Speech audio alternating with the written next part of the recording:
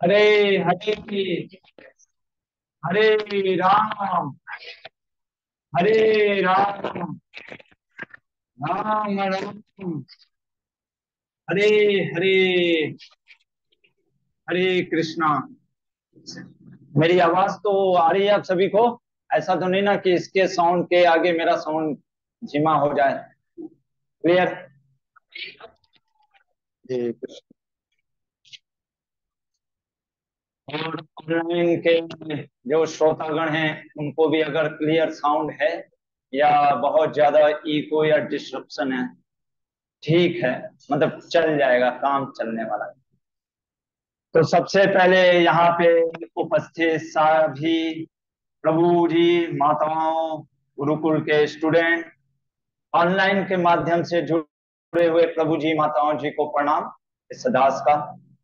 भगवान श्री श्री राधा गोविंद जी की प्रसन्नता के लिए और आप सभी के सेवा के लिए ये आज का जो विषय है, इसका शीर्षक है नटखट नारद या नारायण भक्त नारद। ये शीर्षक इसलिए लिया गया, अक्सर आप देखोगे कि हमारा जो ज्ञान आता है वो टीवी सीरियल या सोशल मीडिया के माध्यम से आती है। और सोशल मीडिया में अक्सर नारद मुनि को इस प्रकार से दिखाया जाता है कि जैसे कोई चुलबुले या नटखट या कला प्रिय नारद हैं। जैसे मैंने भी कई सीरियल देखे हैं, कृष्ण भावना अमृत संग में आने से पहले भक्ति के ही सीरियल थे। तो उसमें ऐसे नारद मुनि को प्रस्तुत किया जाता है जैसे कि मैं प्रकट नहीं होता, मैं बुलाया नहीं जाता, मैं प्रकट हो जाता हूँ। नारायण नारायण करते हुए कहते हैं कि लोग नारद मुनि की परिभाषा देते हैं और कहते हैं कि अरे नारद मुनि मत बनो, है ना। और ऐसा लगता है कि नारद मुनि बनना जैसे कि कोई बहुत बड़ा अपराध हो गया। तो ऐसे कई बार और भी कई बार ऐसे चुटकुले बनते हैं कि सास बहू की जब लड़ाई होती है तो लोग कहते हैं कि अरे, कोई अगर लड़ाई लगवाता है तो कहते हैं कि नारद मुनि की तरह कार्य कर रहा है। तो अक्सर हमारे मन में ये प्रश्न उठता है और हमको लगता है कि नारद मुनि क्या सही में इतने बेकार हैं? और कई बार हमको ऐसे दिखाया भी जाता है सीरियल में कि नारद मुनि आकर के चीजों को कॉम्प्लेक्स कर देते हैं। जैसे कि कंस की लीला में आता है वर्णन कि जब कंस ने मन में ये सोचा कि चलो छोड़ देते हैं वसुदेव के पुत्र को, कहते हैं कि आठवां पुत्र ना मारेगा, वसुदेव के पहले पुत्र को छोड़ देता हूं। तो नारद मुनि आकर करके कहते हैं अरे तुमको क्या पता कौन सा पहला कौन सा आठवां है ना। तो इस प्रकार से हमको लगता है अरे ये क्या नारद मुनि जी हैं। तो ऐसे कई प्रश्नों के मन में डाउट आते हैं नारद मुनि को लेकर के। इसी चीज को हम देखने का प्रयास करेंगे। अब देखो, रामायण किसने लिखी है? वाल्मीकि मुनि ने। वाल्मीकि मुनि के गुरु कौन हुए? नारद मुनि। महाभारत की रचना किसने की? व्यास मुनि ने। उसके उनके गुरु कौन हुए? नारद मुनि। नरसिंह चतुर्दशी अभी हमने मनाया, भगवान नरसिंह देव किसके लिए प्रकट हुए? प्रहलाद महाराज के लिए। प्रहलाद महाराज के गुरु कौन हुए?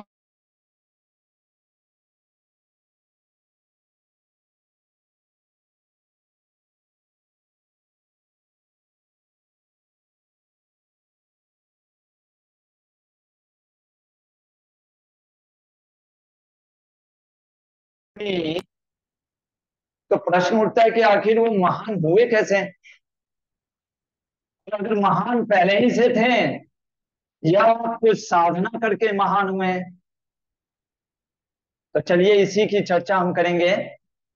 भागवत के श्रीमद् भागवतम में प्रथम स्कंद में पांचवें और छठे अध्याय में स्वयं नारद मुनि अपनी कथा किसको बता रहे हैं?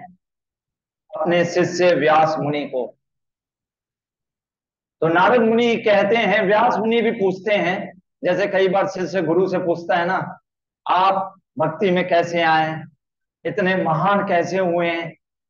वैसे ही व्यास मुनि ने पूछा कि हे देवर्षि नारद जी, हे गुरुदेव, आप भक्ति में इतना आगे कैसे बढ़ गए? आप इतना महान कैसे हो गए हैं कि आप कहीं भी जा करके आपको कोई रोक टोक नहीं है? नारद मुनि कहते हैं जो कि अपने शरीर में वैकुंठ भी जा सकते हैं, गोलोक भी जा सकते हैं, नरक लोक भी जा सकते हैं, स्वर्ग लोक भी जा सकते हैं, सारे लोकों के दरवाजे उनके लिए खुले हैं। आपको कैसे स्मरण रहता है सब चीज, और हर समय आप नारायण नारायण, ऐसा कैसे हो गया? नारद मुनि कहते हैं, व्यास मुनि, मैं तुमको बताता हूं। सबसे पहले ये जानो कि ना तो भगवान की भक्ति किसी तपस्या से, ना किसी व्रत से, ना वेदों के अध्ययन से, ना किसी प्रकार के धर्म कर्म इत्यादि से भगवान की भक्ति मिल सकती है। फिर कैसे मिलती है? कहते हैं, वही मैं अब तुमको कहानी बताता हूं अपने जीवन से। ये बात है ब्रह्मा जी के इस कल्प से पहले कल्प की। कल्प मतलब होता है ब्रह्मा जी का दिन। जैसे हमारा आज दिन है रविवार, कल का दिन क्या था? शनिवार। वैसे ब्रह्मा जी का भी दिन होता है, पर ब्रह्मा जी का दिन 24 घंटा नहीं होता है। ब्रह्मा जी का दिन कितना होता है? 1000 युग। कितना होता है? 1000 युग। 1000 चतुर्युग, यानी 1000 कलयुग, 1000 द्वापर युग, 1000 सतयुग, 1000 त्रेता युग। ये 4 युग मिला करके एक युग बनता है। जैसे एक सतयुग, एक द्वापर, एक त्रेता, एक कलयुग, ये मिला करके एक युग बनता है। ऐसे 1000 युग होंगे तब जा करके ब्रह्मा जी का 12 घंटे का दिन होता है। ऐसे 12 घंटे की रात होती है ब्रह्मा जी के, और उस 12 घंटे की रात को, उस 12 घंटे के दिन को मिला करके एक कल्प कहा जाता है। तो इस कल्प, यानी ब्रह्मा जी के जो ये दिन चल रहा है। अच्छा, ब्रह्मा जी का रात क्यों नहीं चल रहा है प्रभु जी? आपने दिन ही क्यों बोला? ब्रह्मा जी के रात में सारी सृष्टि डूब जाता है। तो फिर क्या होता है प्रभु जी? तो ब्रह्मा जी, भगवान नारायण, गर्भोदक्षाय विष्णु, जो कि शांतं भुजगशयनं पद्मनाभं सुरेशं विश्वानां गगन सदृशं मेघवर्णं शुभांगं लक्ष्मीकान्तं कमलनयनं योगी वेद्यानगम्यं वन्दे विष्णु भवभयं सर्वलोकैकनाथं। तो वो जो विष्णु, जो शेष नाग पे लेटे हुए हैं, लक्ष्मी जी जिनकी सेवा कर रही हैं, गर्भोदक्षाय विष्णु, उनके नाभि में चले जाते हैं और वो भी आराम करते हैं। ब्रह्मा जी थक जाते हैं, जैसे हम लोग भी सेवा करके थक जाते हैं, ब्रह्मा जी भी थक जाते हैं। तो सारा सृष्टि पूरा फिर क्या होता है? वो डूब जाता है।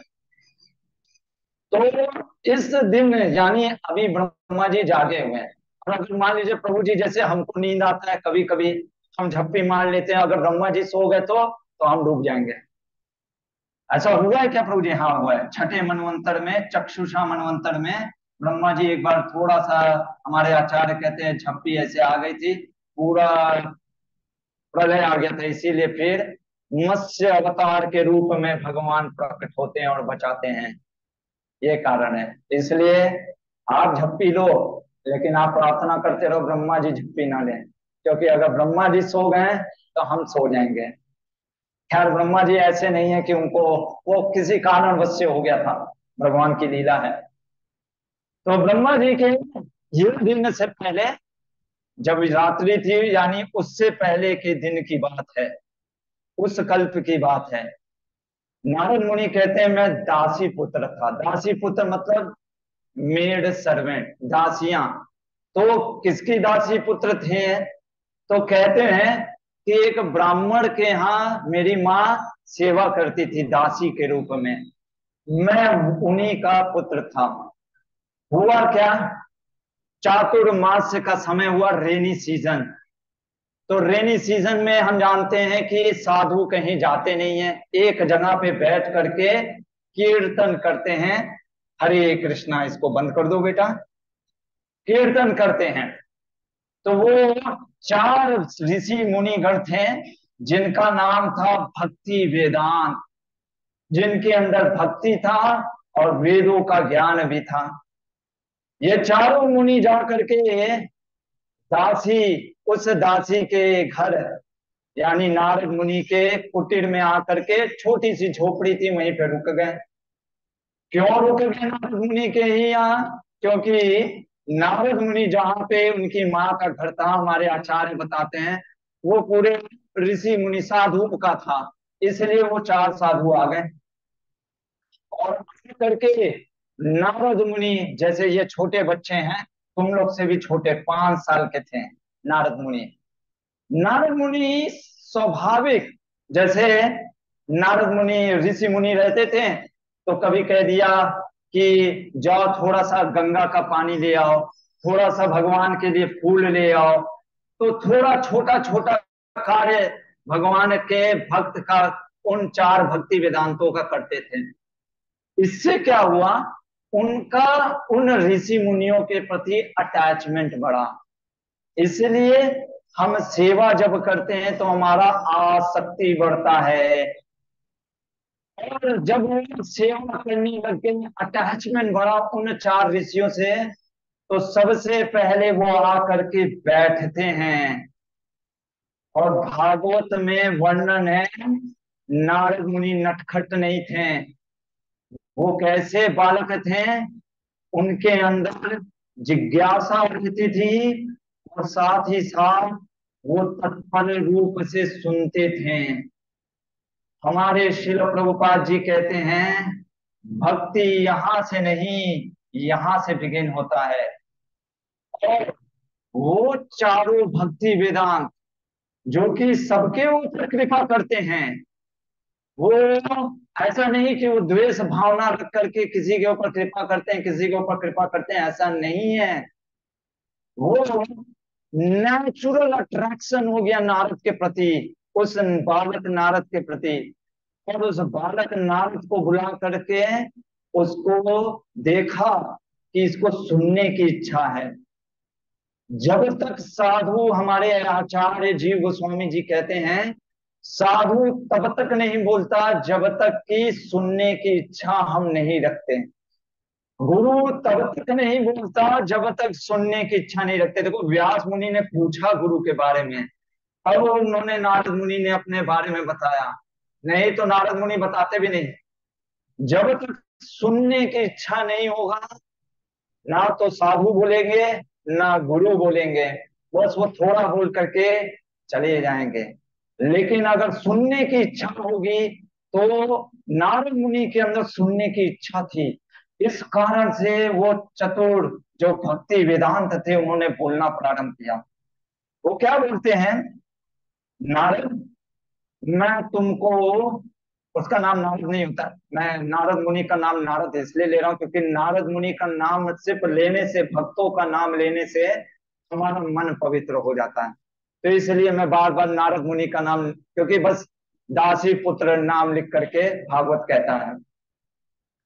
नारद को बैठा लिया ऐसे ही, और उन भक्ति वेदांतों ने गुह्यम शास्त्र के बारे में बताया। ये गुह्यम शास्त्र क्या था, कहा हमारे आचार्यों ने भक्ति के बारे में। अब आपके मन में प्रश्न उठेगा, प्रभु जी भक्ति इतना क्या गुह्यम है, इसमें क्या इसमें रहस्य है, क्या भक्ति क्या सही में रहस्यमय चीज है? हमारे आचार्य कहते हैं हाँ, भक्ति रहस्यमय है। क्यों रहस्यमय है? क्योंकि भक्ति से हम भगवान को कंट्रोल में कर लेते हैं। और क्या हम कंट्रोल में होना चाहते हैं? कोई व्यक्ति कंट्रोल में होना चाहता है? नहीं। तो फिर भगवान कैसे कंट्रोल में होना चाहेंगे? इसलिए भगवान भक्ति किसी को नहीं देते हैं। भगवान भक्ति सिर्फ उन्हीं को देते हैं जिनसे वो कंट्रोल में होना चाहते हैं। और इसलिए हमारे आचार्य कहते हैं, भक्ति संजायते भक्ता, एक भक्त के माध्यम से ही भक्ति मिलती है, बिना, अच्छा कोई कहे, मान लीजिए प्रश्न उठता है कि मैं भी भक्ति कर रहा हूँ। आजकल लोग कहते हैं ना कि मेरा भी भक्ति है, मुझे गुरु की आवश्यकता नहीं, कोई इंस्टीट्यूशन की आवश्यकता नहीं, कोई भक्त की आवश्यकता नहीं। तो आप ध्यान से सुनिएगा, भगवान नारद मुनि के सामने प्रकट हो करके अप्रकट हो जाएंगे, और उसके उपलक्ष्य में मैं आपको कुछ बताऊंगा।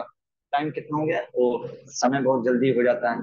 तो चारों भक्ति वेदांत जब नारद मुनि को ये भक्ति के बारे में बता रहे होते हैं, और उस भक्ति के रहस्य के बारे में बता करके वो जब चतुर्मास का समय हो जाता है तो वो निकल जाते हैं। इधर चतुर्मास का समय बीत गया, वो लोग चारों भक्ति वेदांत निकल गए। हमको भी इसमें रहस्य में क्या चीज है बताया, कैसे पता चलेगा? अब आप देखना हुआ क्या। नारद मुनि वो चाहते थे उन साधुओं के साथ निकल करके वो भी जाना चाहते थे। वो सोचे कि घर परिवार, कभी हमारे मन में भी आ जाता है ना कि अरे कहाँ फंस गया मैं, क्या ड्यूटी, ये सब इत्यादि में भक्त कभी कभी कहता है कि अरे प्रभु जी, मन तो करता है आपके जैसा ही पूरा मंदिर में समर्पण हो जाए, या कोई वृंदावन में या किसी आश्रम में चले जाएं। तो मैं आपको यहाँ पे वार्न करूंगा, ध्यान से बोलना, राधा गोविंद जी सुन रहे हैं। अगर सही में आपके मन में ये इच्छा है तो भगवान टेस्ट करेंगे। और नारद मुनि का भी टेस्ट किया। नारद मुनि क्यों नहीं गए? नारद मुनि ने कहा कि मेरी माँ इकलौती बैठी है, अकेली मेरी माँ है, दासी है, उसको मेरे प्रति प्रेम है, मेरा भी प्रति प्रेम है, वरना मैं चला जाता। नारद मुनि, भागवत में आता है, नारद मुनि यही बोलते कि मैं चला जाता तो मेरी माँ के प्रति मेरा आसक्ति नहीं होता। हमारे प्रभुपाद जी कहते हैं कि भगवान परमात्मा के रूप में हृदय में अगर वो देखते हैं कि इस व्यक्ति का सही में सिंसियर डिजायर है, वो खींचते हैं। और हुआ क्या, नारद मुनि की माँ दासी थी। रात के अंधेरे के समय ब्राह्मण ने कहा, जाए जाओ गाय का दूध निकाल करके आ जाओ। गाय का दूध निकालने जब गई, रात के अंधेरे में सांप ने नारद मुनि की माँ को डस लिया, और नारद मुनि की माँ वहीं पे दम तोड़ दी। यानी जो नारद मुनि नहीं निकल पा रहे थे जिस माँ के लिए, उस माँ को ही खींच लिया भगवान ने। अब आप बोलो, इसलिए सोच समझ करके राधा गोविंद जी से प्रार्थना करना चाहिए। हम भी कभी कभी बोल देते हैं, भगवान कहते हैं ठीक है हम टेस्ट करेंगे। अब अक्सर इस घटना में लोगों का मन टूट जाता है। लोग क्या कहेंगे, प्रभु आपका 16 माला जप करता था, एक मेरी माँ थी उसी को आपने ले लिया, आज से माला जप बंद। लेकिन यही होता है जब हम साधुओं का संग करते हैं। नारद मुनि को ये दिख गया कि ये मेरा भगवान की कृपा है, ये बिना साधु के संग के कृपा के बिना नहीं दिखेगा। अक्सर लोग आते हैं भक्ति में, 4 दिन भक्ति करते हैं फिर निकल जाते हैं, है ना। गंगा राम गया, गंगादास गया गंगा घाट, यमुना दास गया यमुना घाट, कहते हैं ना। तो हम आते हैं, कुछ लोग आते हैं फिर चले जाते हैं, क्यों? या तो फिर मतलब पूरा हो जाता है, या तो हम देखते हैं कि मतलब ही पूरा नहीं हो रहा है। इसीलिए हमारे आचार्य कहते हैं कि साधु संग, साधु संग, साधु संग सर्व साधु संग सर्व सिद्धि हुई। तो नारद मुनि को कृपा दिख गया कि मेरी माँ की मृत्यु में प्रभु के द्वारा ही हुआ है, क्योंकि मेरा जो अटैचमेंट था, जिस कारण से मैं भक्ति में पूरी तरीके से लग नहीं पा रहा था, वो अटैचमेंट हटा दिया। नाच मुनि 5 साल का बालक, 5 साल के बालकों को क्या पता, भागवत में वर्णन आता है उनको कोई जगह के बारे में नहीं पता, वो तो पूरी तरीके से अपनी मां के ऊपर निर्भर थे। क्या करते, कोई था ही नहीं। निकल पड़े उसी रात को अंधेरे में, और जाते चलते गए किधर, उत्तर की तरफ। क्योंकि उन्होंने सुन रखा था कि जो चार जो भक्ति वेदांत थे वो उधर ही की तरफ गए हैं। पहले के लोग उत्तर की तरफ मतलब हिमालय की तरफ तपस्या इत्यादियों के लिए निकलते थे। नारद मुनि निकलने लग गए। निकलते निकलते रास्ते में उनको तो अच्छे खेत, झरने, माउंटेन, ये सब दिखा। उसके बाद आगे बढ़े तब उनको सोने की खान, मतलब सोने, गोल्ड माइंस, रूबीज या डायमंड्स, ये सब खान उनको जंगलों में मिले। उसके भी आगे बढ़े। उसके आगे बढ़े तो इतना गहरे जंगल में जब गए तब उनको शेर, चीते, बाघ इत्यादि दिखने लग गए। यहाँ पे हमारे आचार्य कहते हैं जब आप भक्ति करोगे, शुरुआत में भक्ति करते वक्त आपको नेम, फेम, ग्लोरीज मिलेगा। ये माया देवी का नहीं, भगवान का टेस्ट है। आप भक्ति जब करोगे, कोई भी करेगा, जैसे मान लीजिए मैं प्रवचन दे रहा हूँ तो कई बार लोग बोलेंगे प्रभु जी क्या प्रवचन देते हैं, प्रेस करेंगे। मान लो कीर्तन करते हैं, अच्छा प्रभु जी कितने बढ़िया कीर्तनिया हैं। कोई डीटी सेवा करेगा, भगवान राधा गोविंद जी का श्रृंगार, कितना सुंदर हमारे राधा गोविंद जी का श्रृंगार करते हैं।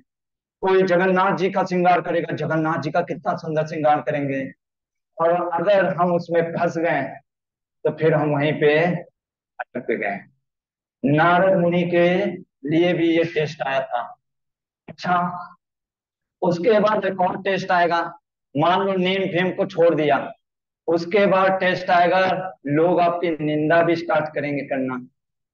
अरे क्या प्रभु जी ध्यान ही नहीं देते हैं, प्रभु जी को तो बात ही नहीं करते हैं, घमंड में रहते हैं, अहंकारी हैं।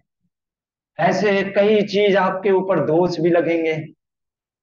तो उस समय भी अगर हम घबरा गए तो वो भी हम उसमें फंस गए। इसलिए जैसे नारद मुनि एके ह पुरुनंदना, गीता में भगवान कहते हैं कि हमेशा हमारा लक्ष्य जो होना चाहिए भगवान की भक्ति के लिए। नारद मुनि उसी तरीके से निकलते निकलते पीपल के वृक्ष में आकर के नीचे बैठते हैं। और आकर के बैठ करके जो उनके गुरु ने माध्यम बनाया था, बताया था जैसे भगवान की भक्ति करने का, यानी भगवान के भक्ति का प्रोसेस होता है, अपने मन मुताबिक भक्ति नहीं की जाती। श्रुति स्मृति पुराणानि पंच विधि बिना एकांत के हरेर भक्ति उत्पादेव कल्पते। कहते हैं कि जैसे साइंस होता है, विज्ञान होता है, विज्ञान में कुछ प्रोसेस होते हैं, वैसे ही भक्ति भी एक विज्ञान है। इसको अपने गुरु से, हमें साधु और शास्त्रों से सीखना चाहिए। मैकेनिकली अपने तरीके से अगर भक्ति करने का प्रयास करेंगे, रिजल्ट नहीं मिलेगा, चाहे कितना साल भी करते रहें। नारद मुनि ने जो सीखा था अपने गुरु इन चार भक्ति वेदांतों से, उनसे सीखने के बाद नारद मुनि ने क्या किया, वो प्रोसेस को स्टार्ट किया। जैसे ही कुछ समय तक उन्होंने धैर्य पूर्वक वो उस चीज का ध्यान किया, उनको रिजल्ट दिखा। क्या रिजल्ट दिखा? सबसे पहले उनको ध्यान में सबसे पहले भगवान को स्मेल किया, सूंघा। फिर भगवान का बारे में सुना, उनके बारे में सुना इन द सेंस, हमारे आचार्य कहते हैं भगवान का जैसे एंकल बेल, पैरों की चलने की आवाज सुनाई दी, यानी यहां से बिगिन होता है। फिर उन्होंने देखा साक्षात जो परमात्मा चतुर्भुज रूप में भगवान उनको कुछ, जैसे शास्त्र कहता है लाइटनिंग, जैसे बिजली चमकती है, कितने सेकंड के लिए बिजली चमकती है, एक सेकंड, कुछ मिनट, कुछ मिली सेकंड के लिए, वैसे उनको भगवान का दर्शन होता है और फिर भगवान विलुप्त हो जाते हैं। नारद मुनि घबरा जाते हैं कि पूरा फिर से प्रयास करते हैं, फिर से वही प्रोसेस करते हैं, भगवान दर्शन नहीं देते हैं। पूरा ट्राई करते हैं, फिर भी नहीं देते हैं। तब उनको एक आकाशवाणी होती है, और शिव नारद मुनि थे। आकाशवाणी स्वयं भगवान नारायण करते हैं, हमारे आचार्य कहते हैं, और नारायण भगवान बोलते हैं, नारद कभी तुम इस जीवन में, इस शरीर में मेरा फिर से पुनः दर्शन नहीं कर पाओगे। इसलिए प्रयास, उसके लिए इतना वो एफर्ट मत डालो। मतलब कहने का अर्थ है कि तुम मेरे दर्शन, जो मैंने तुमको दर्शन दिया, वो दर्शन अब तुमको नहीं होगा। नारद मुनि ने कहा क्यों? क्योंकि तुम अभी तक पूरी तरीके से शुद्ध नहीं हुए हो। अब प्रश्न उठता है, नारद मुनि जैसा बालक शुद्ध क्यों नहीं है प्रभु जी? ऐसा क्या प्रॉब्लम था? तो जीव गोस्वामी अपने संदर्भ में लिखते हैं कि भक्ति, इसलिए हमारे प्रभुपाद जी, आप देखोगे अपने ग्रंथों में भक्ति को डिफाइन करते हैं सेवा से, डिवोशनल सर्विस। सेवा मतलब क्या? किसकी सेवा करते हैं हम? कोई व्यक्ति चाहिए, उसी की सेवा कर पाएंगे? सेवा तो किसी, कोई एक दूसरा पर्सन चाहिए। इसलिए भक्ति इंडिपेंडेंटली नहीं होती। इंडिपेंडेंटली कहने का अर्थ है कोई ये सोचता है कि मैं बिना भक्तों के संग में, बिना भक्तों के आकर के, बिना उनकी सेवा किए, किसी प्रकार का श्रवणम या कैसा भी, बिना भक्तों के मैं इंडिपेंडेंटली अकेले अपनी भक्ति करना चाहता हूं, तो हमारे आचार्य कहते हैं उसको भगवान का दर्शन कभी नहीं हो सकता। नारद मुनि के साथ यही दिक्कत था। क्या दिक्कत था? जीव गोस्वामी कहते हैं उनके अंदर सतो गुण की अभी भी प्रधानता थी। सतो गुण की प्रधानता कहने का अर्थ हो गया कि जंगल में जा करके मैं अकेला भजन करूंगा। इसलिए वो जंगल आए थे आज के लिए, कि मैं अकेले अपनी भक्ति करूंगा, करूंगी घर में, मुझे कोई भक्तों से मतलब नहीं। तो आपको मुक्ति मिल जाएगा। मुक्ति इन द सेंस, आपको जो चाहिए मुक्ति के नाम पे, मतलब इस भौतिक जगत से मुक्त हो जाएंगे, लेकिन भगवान का दर्शन या प्रेम नहीं मिलेगा। अगर आप मुक्ति चाहना चाहते हो तब तो रहो जहां जैसे भक्ति कर रहे हो, लेकिन अगर प्रेम भक्ति चाहते हैं हम, तो भक्तों का संग जरूरी है, जरूरी है, जरूरी है। भक्तों की सेवा जरूरी है, जरूरी है, जरूरी है। क्योंकि जब नारद जैसे भगवान ने उनको दर्शन नहीं दिया, तो फिर हमको कैसे दर्शन देंगे? हमारे अंदर तो बहुत सारे कंटामिनेशन है, तो फिर शुद्ध कैसे होंगे? भगवान से पूछते हैं शुद्ध कैसे होंगे? भगवान कहते दो चीज करो। पहला चीज, तुम मेरे सेपरेशन में, मेरे विरह की आग में तुम शुद्ध हो जाओगे। जैसे आग में सोने को हम शुद्ध करते हैं, वैसे तुम विरह में। तो कैसे विरह में? तो मेरे विरह में तुम जाओ, लोगों को कीर्तन करो, लोगों को बताओ भक्ति की, तो सेवा। यानी नारद मुनि को कह रहे थे अकेले निर्जन भजन करने से तुम मुझे नहीं प्राप्त कर सकते, जा करके सेवा करो। और फिर नारद मुनि वहां से क्या निकले? वो निकल पड़े लोगों को भक्ति, साफ साफ भागवत कहता है, भक्ति के बारे में बताने लगे। और जिसको जैसा था उसके अनुसार उसको भक्ति के बारे में बताया, साधुओं की सेवा प्रारंभ की, भक्तों की सेवा प्रारंभ की। और जब अकेले रहते थे तो भगवान के विरह में रोते रहते थे। क्योंकि जैसे किसी ने गुलाब जामुन यहाँ पे आकर के अगर गिर जाए बालू में, है ना, तो कैसे, सोचो जिसने भगवान का दर्शन एक बार कर लिया है वही वो समझ सकता है।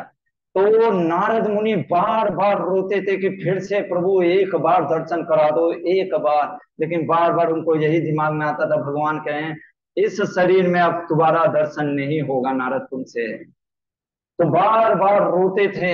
हमारे आचार्य कहते हैं क्योंकि वही जो रो रहे थे, वही रोना से उनको कंटेमिनेशन वो स्वच्छ हुआ, और भक्तों की सेवा करते करते वो ह्यूमिलिटी और डेवलप हुआ उनके अंदर।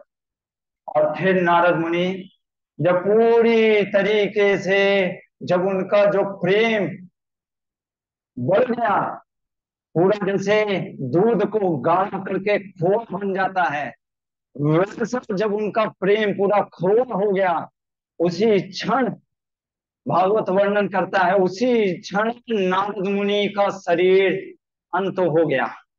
और उसी जैसे ही नारद मुनि ने ये शरीर त्यागा, ये भौतिक शरीर, उसी क्षण उनको आध्यात्मिक शरीर मिला। और वो आध्यात्मिक शरीर लेकर के नारद मुनि फिर पूरे जगह सारे वैकुंठ में प्रचार करने लगे। ये है नारद मुनि की कथा। और इस प्रकार से नारद मुनि के जीवन से हमारे प्रभुपाद जी हमको कुछ सिखाते हैं। तो वो दो तीन लेसन सीख लेते हैं। पहला चीज हमारे प्रभुपाद जी कहते हैं, नारद मुनि जो कि एक दासी पुत्र हैं थे, और आज नारद मुनि हो गए, ये हमारे लिए भी सीख है, हम साधकों के लिए, हम बद जीवात्माओं के लिए, जो हम भी फंसे पड़े हैं इस भौतिक जीवन में, हम भी भगवान को प्राप्त कर सकते हैं। ये हमको एक इंस्पिरेशन भी दे रहा है, और एक एग्जाम्पल भी सेट कर रहे हैं नारद मुनि, कैसे हम भगवान को प्राप्त कर सकते हैं। दूसरा चीज, सबसे पहले हमें किसी गुरु के अंतर्गत आकर के भक्ति सीखनी चाहिए। ट्रेनिंग बहुत जरूरी है, भक्ति का ट्रेनिंग लेना। ट्रेनिंग इन द सेंस, कैसे भक्ति की जाती है, कैसे भक्ति हमारी बढ़े, कैसे हम भक्तों को बारे में सुने। और सबसे पहला भक्ति का पाठ होता है श्रवणम, भगवान के बारे में सुनना। जब श्रवणम होगा तभी कीर्तनम होगा, और तभी स्मरणम होगा।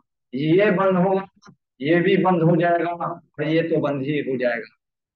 इसलिए सबसे पहले जैसे नारद मुनि ने उन चार भक्ति वेदांतों के पास आकर के सुना, अटेंटिव होकर के, वो सुनना चाहिए। तीसरा चीज, नारद मुनि ने जैसे ये सीखा कि निर्जन भजन करने से, या अपने बस अपना सोच रहे हैं, या मैं सोच रहा हूं कि मैं अकेले अपने से भक्ति करके भगवान को प्राप्त कर लूंगा, नहीं होगा। हमें सेवा करनी होगी, भक्तों के संग में आकर के भक्तों की सेवा, भक्तों से आदान प्रदान करना होगा, जिससे कि हम शुद्ध होंगे। और फिर हम भी शुद्ध होने के बाद भगवान के लिए वो आसक्ति, विरह उत्पन्न होगा, जिस प्रकार नारद मुनि को हुआ।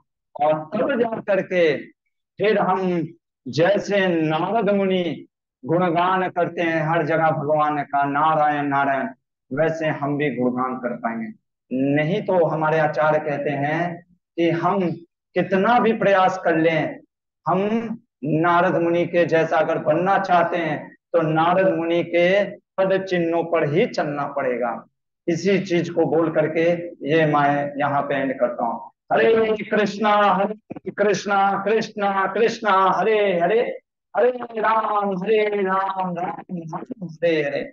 किसी का कोई प्रश्न, कोई प्रभु जी या माता जी का किसी का कोई प्रश्न? हाँ माता जी।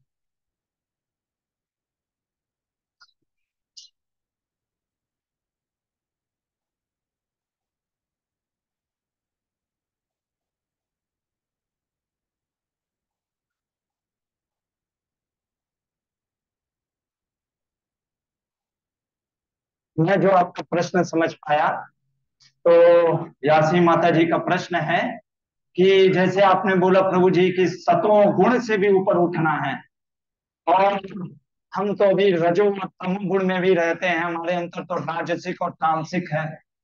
हम इन गुणों से कैसे ऊपर उठें, क्या आपका यही प्रश्न है? देखिए, राजसिक, तामसिक और सात्विक गुणों के ऊपर हमारे श्रील प्रभुपाद जी कहते हैं, इन गुणों से ऊपर उठने के लिए सबसे सुंदर तरीका मैंने आपको बताना भूल गया। नारद मुनि वहां पे भूलते हैं व्यास मुनि को, चूंकि व्यास मुनि दुखी थे। व्यास मुनि क्यों दुखी थे?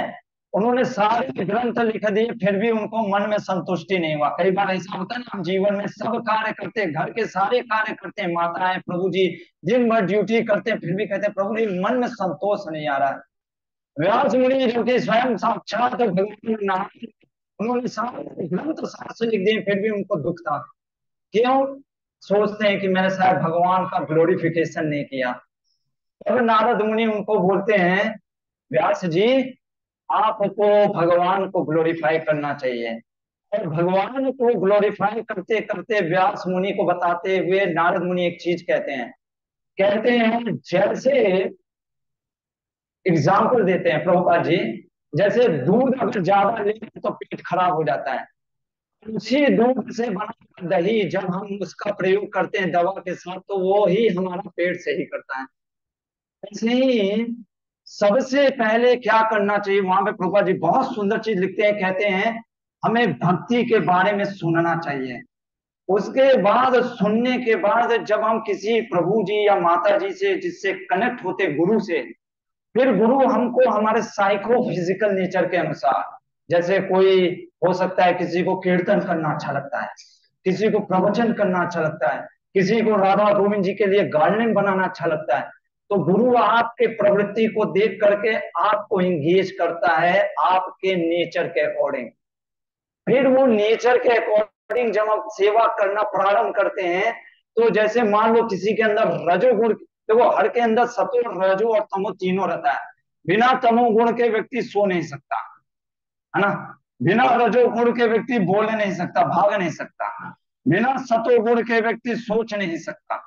तो तीनों गुण हैं, लेकिन कुछ गुण प्रधान होते हैं, ये गुरु देखता है। अब जिसके अंदर जो गुण प्रधान होते हैं उसके अनुसार उसको चीजें लगाता है।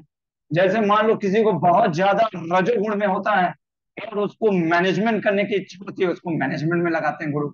उस कारण से क्या होता है, वो जब भगवान की सेवा धीरे धीरे प्रारंभ करता है, वही गुण, वही रजोगुण भगवान की सेवा में लगने के कारण वो शुद्ध होता चला जाता है। और इस प्रकार से वो ऊपर उठता है, विशुद्ध सत्व स्तर पे आता है। नारद मुनि ने क्या गलती किया था, नारद मुनि पूरा रजोगुण तमोगुण पूरा तरीके से उनके अंदर से चला गया था, ऑलमोस्ट थोड़ा सा बचा था, जो कि तामसिक, जैसे कि तामसिक गुण था सोने के लिए। अब हमारे आचार्य कहते हैं तामसिक गुण को भी हम कैसे लगा सकते हैं, हम सोते हैं। अब आप कहोगे सोना तो भक्ति में नहीं आता है प्रभु जी, लेकिन हमारे आचार्य कहते हैं वो भी आता है। कैसे आता है? कहते हैं अगर भक्त ये सोच करके सोता है कि मैं सोऊंगा तो कल अच्छे से सुबह उठ करके मंगला आरती में उठूंगा, भगवान का कीर्तन करूंगा और नाच पाऊंगा, तो वो तामसिक भी वो शुद्ध सत्वा में चला जाता है। लेकिन अगर तामसिक गुण में ये सोच करके अगर हम सो रहे हैं, अरे सोते हैं सोते हैं और अलार्म बजता रहता है और हम सोते ही रहते हैं, तब आपका वो विशुद्ध सत्वा में नहीं आएगा। ये मत सोचना कि अरे हम तो प्रभु के लिए सो रहे थे और प्रभु कह रहे हैं अब उठ जाओ 4 बज गया है, मंगला आरती के लिए समय हो गया। अरे प्रभु जी आप ही ने तो बोला था सोना भी है, भगवान की भक्ति हो सकती है। हाँ हो सकती है, लेकिन 4 बजे जब उठेंगे तभी भक्ति हो सकती है, नहीं तो वो तामसिक ही है। तो इस तरीके से हम अपने नेचर को जब इंगेज करते हैं, हम अपने जब गुणों को लगाते हैं भगवान में, तभी ऊपर उठ सकते हैं। डायरेक्ट हम जंप नहीं मारते, हमारे प्रभुपाद जी इसीलिए कहते हैं इंगेज करते हैं। तो इसलिए सबसे पहले श्रवणम। अच्छा श्रवणम क्यों जरूरी है प्रभु जी? डायरेक्ट भगवान की सेवा नहीं कर सकते हैं? प्रभुपाद जी हमारे कहते हैं नहीं कर सकते हैं। क्यों नहीं? कोई अगर कहे, मान लीजिए हमारे जैसे प्रभु जी हैं, स्मित कृष्ण प्रभु पुजारी हैं जगन्नाथ जी के, मान लो ये कहें कि मैं जगन्नाथ जी की सेवा करूंगा। भगवत जी कहते हैं एक अपने तात्पर्य में कि अर्च विग्रह गला ग्रह हो जाता है। कब गला ग्रह हो जाता है? जब श्रवण करना आदमी छोड़ देता है। गला ग्रह मतलब गले में फांस हो जाता है, फिर लगता है कहाँ गुरु ने मेरे को फंसा दिया, ये सेवा नहीं, ये क्या है, ये क्या करा दिया। इसलिए श्रवणम होना बहुत जरूरी है, क्योंकि श्रवणम होगा तभी कीर्तनम होगा, तभी सेवा भी होगा। नहीं तो फिर सेवा भी बंद, सब चीज बंद हो जाएगा। इसलिए श्रवणम करते करते जब हम गुरु के किसी के माध्यम से श्रवण करते हैं, वो हमको इंगेज करते हैं नेचर में, और इस प्रकार से हम धीरे धीरे उठते हैं और इस प्रकार से हम शुद्ध होते हैं। तो ये प्रोसेस है। ठीक है माता जी। हरे कृष्णा। और किसी का कोई क्वेश्चन या कमेंट? हाँ प्रभु।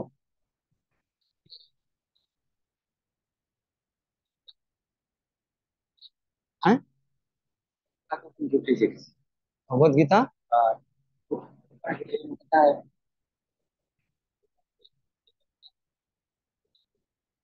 विगत विश्व, हाँ तो उसमें क्या चीज है? इसे अभिनिवर्तनते वो वाला कह रहे हो, निराहार से देना। हरे कृष्णा। तो प्रभु जी का प्रश्न है, ये इसी नारद मुनि से संबंधित है कि भगवत गीता में एक श्लोक आता है, भगवान कहते हैं अर्जुन को, जब अर्जुन को बताते हैं इंद्रिय संयम करने के लिए कि इंद्रियों को अपने संयमित करो, तो वहां पे भगवान एक अचानक से श्लोक बोल देते हैं, परम दृष्टवा निवर्तते, हायर टेस्ट। वो क्यों बोला भगवान ने? उसका भी कारण है, नारद मुनि को वही चीज समझाया भगवान ने। देखो, सिर्फ इंद्रियों के संयम से अगर आप सोचते हो भक्ति में बढ़ जाएंगे तो नहीं बढ़ पाओगे। क्यों? क्योंकि इंद्रियों के संयम करने से भी हमको क्या लगेगा ना कि ये तो मैं कर रहा हूं, अहम की भावना जो है वो नहीं चाहती है। तो मैं आपको एक चीज बताता हूँ, समय तो हो गया है 5:30। सबसे बड़ा जो शत्रु है हमारे, भगवान ने जब अर्जुन ने पूछा कि भगवान, व्यक्ति ना चाहते हुए भी पाप क्यों करता है? हमें पता है कि पाप नहीं करना चाहिए, फिर भी पाप करता है व्यक्ति, क्यों करता है? अर्जुन इतना कहता है कि प्रभु, ऐसे ही लगता है कि बलपूर्वक कोई खींच रहा है पाप करने के लिए, मन भागता है। स्टूडेंट, जैसे मैं यूथ को बताता हूँ, स्टूडेंट क्या होता है, सोचता है थोड़ा सा इंस्टाग्राम का रील देख लेता हूँ, क्या, अरे भक्ति का रील है, वो चाहता है भक्ति का रील को ही देखने के लिए। सोचता है थोड़ा सा भक्ति का रील देखूंगा, भक्ति का रील, भक्ति का रील, भक्ति का रील, और देखते देखते कब वो रील, है ना, वो कब समय इतना चला जाता है, 2 से 3 घंटा। देखो, मन का क्या चीज होता है, मन आपसे सब कार्य कराने की रिस्पॉन्सिबिलिटी नहीं लेगा, फिर वही मन आपको कहेगा बर्बाद कर दिया ना 3 घंटा रील में, अब क्या फायदा? जब पूरा दिन बर्बाद हो ही गया तो पूरा कर दे बर्बाद, है ना। अब आज तो कुछ हो ही नहीं सकता, वैसे भी रात हो गया है, पूरा ही दिन बर्बाद कर दो। ये होता है मन। तो इस तरीके से, तो इसलिए हमारे आचार्य कहते हैं, तो ये जो है ऐसा कभी कभी खींच लेता है, और व्यक्ति को पता है नहीं करना चाहिए, फिर भी खींचा जाता है। क्यों? क्यों खींचा जाता है? तो भगवान कहते हैं कामेश क्रोधेश रजोगुण समुद्भवम नाशनम आत्मन विधेयनम वैरिणम। सबसे बड़ा शत्रु है काम। वही जब काम पूर्ण नहीं होता है, क्रोध बन जाता है। अब आप कहोगे प्रभु जी, काम को हम जीत सकते हैं सेवा से, नाम जप से। तो मैं आपको बता दूं, भक्ति सिद्धांत सरस्वती ठाकुर श्रील प्रभुपाद जी के गुरु कहते हैं नहीं जीत सकते। काम को ना तो सेवा से भी जीत जा सकता है, ना तो नाम जप से भी। क्यों? नाम जप से जीत सकते हो, लेकिन नाम जप में आप कितने पावर नहीं है कि वो आप हरा दो काम को। महाभारत का एक श्लोक आता है, ये मेरे अभी मोबाइल इधर लगा है, नहीं तो मैं आपको श्लोक पढ़ करके सुनाता। स्वयं कामदेव कहते हैं कि मुझे जो जीतने का प्रयास करता है, जो ये सोचता है कि मुझे जीत लेगा, जिस प्रोसेस से, सेवा से, नाम जप से, श्रवण से, भक्ति के किसी भी अंग से अगर वो सोचता है मुझे जीत लेगा, वो नहीं जीत पाएगा। मैं नाम जप में घुस जाऊंगा, मैं सेवा में घुस जाऊंगा। कैसे सेवा में मैं घुस जाऊंगा? सेवा अच्छा कर लोगे, प्रभु जी कितना अच्छा सेवा करते हैं, मन बढ़ेगा। आ गया ना। नाम जप आप करोगे, 10 लोग आपको देखेंगे प्रभु जी बिना झपकी लिए नाम जप करते हैं, आपको आ जाएगा प्राउड। प्रभु जी कितना अच्छा प्रवचन करते हैं, आ जाएगा वहां पे, घुस जाएगा, काम वहीं से घुसेगा। आप कितना भी प्रयास कर लो नहीं रोक पाओगे। फिर इसका क्या सॉल्यूशन है प्रभु? इसका सॉल्यूशन भक्ति सिद्धांत सरस्वती ठाकुर कहते हैं, जब तक राधा गोविंद जी को अपना नहीं मानोगे, जैसे अपना होता है ना, अपनापन, एक अपना कि हाँ, कि क्या राधा गोविंद जी ने आज प्रसाद लिया, क्या राधा गोविंद जी को पानी लगा, जब तक अपने आप को, अपनी ईगो को मर्ज नहीं कर दोगे, अहंकार को भगवान के लिए, जब तक भगवान से प्रेम नहीं हो जाता, तब तक अगर कोई व्यक्ति कहता है कि मैं काम पे विजय प्राप्त कर लूंगा, नहीं विजय प्राप्त कर सकता। काम पे योगी जन विजय प्राप्त कर लेते हैं, लेकिन क्रोध पे नहीं प्राप्त कर पाते, वो क्रोधी हो जाते हैं। इसलिए जब तक भगवान के लिए पूर्णतः प्रेम, जेन्युइनली प्रेम वो डेवलप नहीं हो जाता, वो कैसे डेवलप होगा प्रभु जी? वही अभ्यास कर रहे हैं, वही अभ्यास कर रहे हैं। इसलिए हमें प्रयास करना चाहिए हर दिन, क्या? भगवान का नाम संकीर्तन, भगवान के बारे में सुनना, और राधा गोविंद जी से प्रार्थना करना कि हे राधा गोविंद जी, कब वो दिन आएगा जब मैं जो अपने इस दुनियादारी को, अपने घर परिवार को, अपनी नौकरी, इन सभी चीजों को जैसे अपना समझता हूँ, अपने शरीर को जैसे अपना समझता हूँ, कब वो दिन आएगा जब मैं आपको अपना समझने लगूंगा। और जिस दिन आप ऐसा समझने लग गए, उसका रिजल्ट क्या होगा? आपके अंदर से काम पूरा तरीके से मिट जाएगा। नहीं तो काम नहीं मिटेगा। और हमारे आचार्य कहते हैं, इस कलयुग में अगर काम सबसे जल्दी मिटाना, भगवान से यानी प्रेम जल्दी बढ़ाना है, तो क्या है? हरे कृष्णा,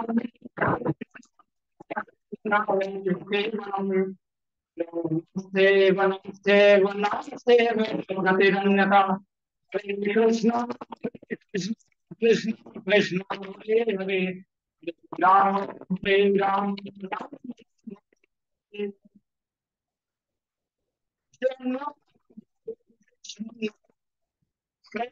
कृष्ण कृष्ण राम हरे हरे,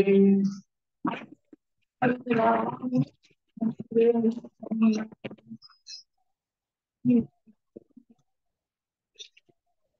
हरे।